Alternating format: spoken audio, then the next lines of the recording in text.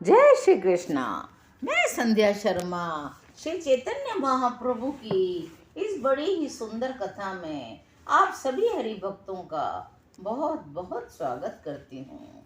निमाई बड़े ही चंचल थे, बड़े ही सुंदर सुगठित शरीर वाले थे।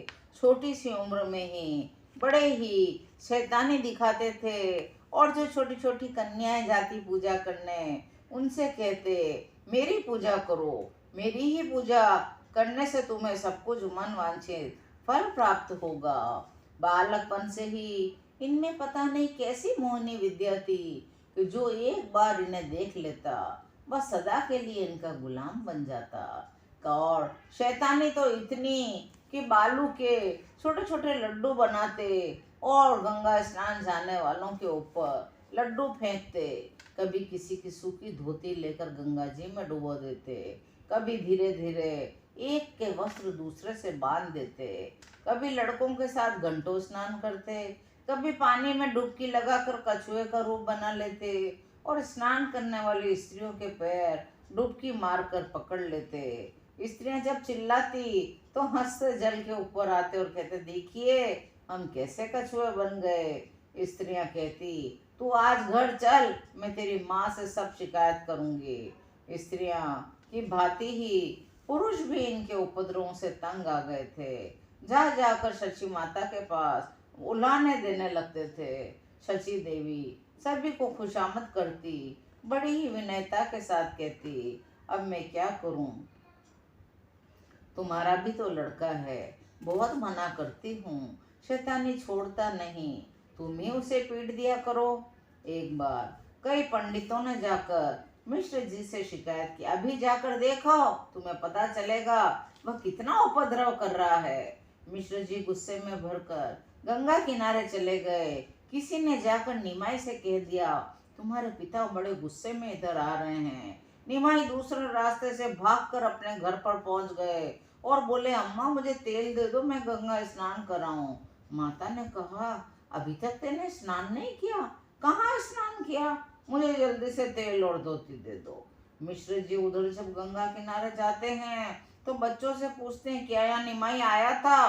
बच्चे तो पहले से ही सिखाए पढ़ाए हुए थे, कहने लगे आज तो निमाई इधर आया ही नहीं।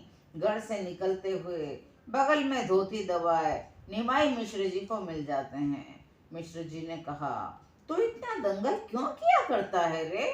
तब निमाई बोले न जाने लोग हमारे पे क्यों पीछे पड़ जाते हैं, अम्मा भी यही कहती है कि स्त्रियां तेरी बहुत शिकायत करती हैं। पिताजी मैं तो अभी अभी पढ़कर आ रहा हूँ, अभी तक गंगा जी की ओर गया ही नहीं, अब ये झूठी झूठी शिकायतें आकर करते हैं तो हम क्या करें।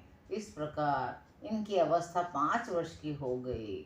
विश्व रूप इनसे 10-11 वर्ष बड़े थे, जन्म से ही बड़े गंभीर थे। पिता उनका बड़ा आदर करते थे। पुत्र जब 16 वर्ष का हो जाए तो उससे मित्र की भांति व्यवहार करना चाहिए। इसी सिद्धांत के अनुसार मिश्र जी अपने बड़े पुत्र विश्व रूप से अब प्राय पंडित का सा व्यवहार करते थे। एक दिन माता ने भोजन बनाकर तैयार कर लिया, लेकिन विश्व रूप पाठशाला से आए नहीं थे। माता ने निमाई से कहा बेटा निमाई देखो अभी तक तुम्हारे भैया आए नहीं हैं, जाकर उनसे उन्हें बुला तो लाओ। नंगे बदन, गौर वर्ण शरीर, उस पर साफ स्वच्छ धोती बड़ी ही भली मालूम पड़ती थी। वे ऐसे ही निमाई को बुलाने अद्वैताचार्य जी के यहाँ चले गए।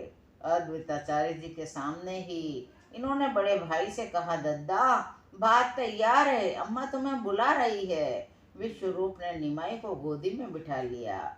निमाई आचार्य देव को प्रणाम करो। निमाई लजाते हुए मुस्कुराने लगे। लज्जा के कारण विश्व रूप की गोद में छिपे छिपे जाते थे। निमाई विश्व रूप का वस्त्र पकड़े उनके पीछे खड़े हुए थे।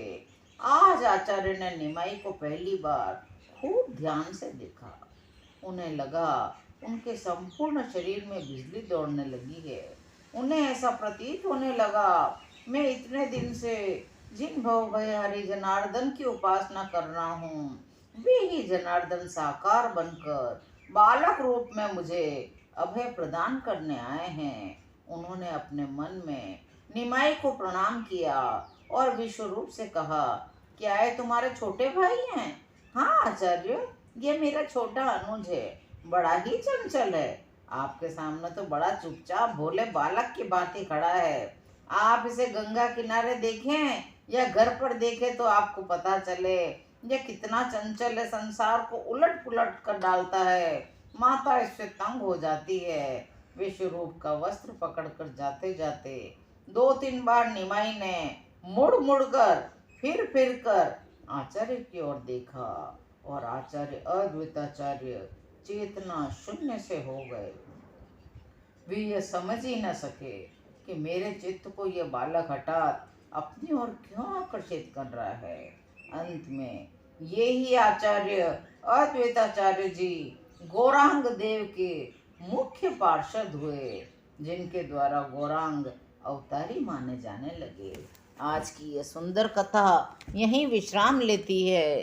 शेष कथाओं को सुनने के लिए चैनल को लाइक करिए, शेयर करिए और सब्सक्राइब करिए और मेरे साथ प्रेम से बोलिए, हरि बोल हरि बोल हरि हरि बोल।